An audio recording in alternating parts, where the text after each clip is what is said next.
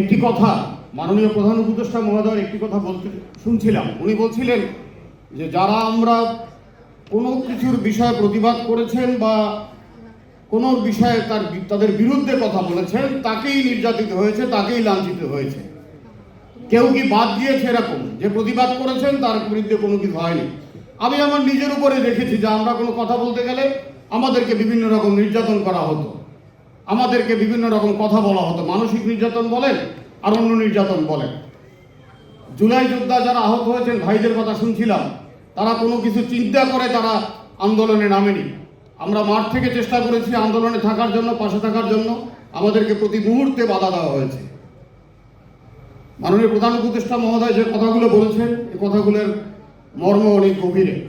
এই কথাগুলো আমরা যদি অনুধাবন করতে পারি, আগামীর বাংলাদেশ আমাদের সকলের সামনে অতি পরিষ্কার।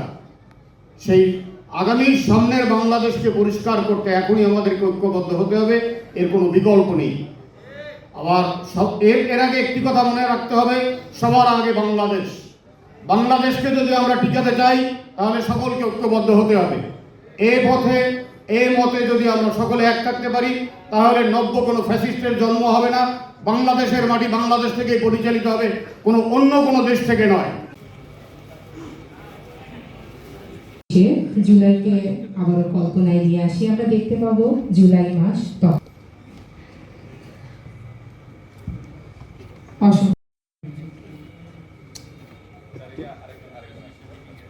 তার মধ্যে উত্তরীয় রয়েছে, অর্থাৎ এখানে আমাদের আকাশে জুড়ে ছিল প্রতিবাদের গান।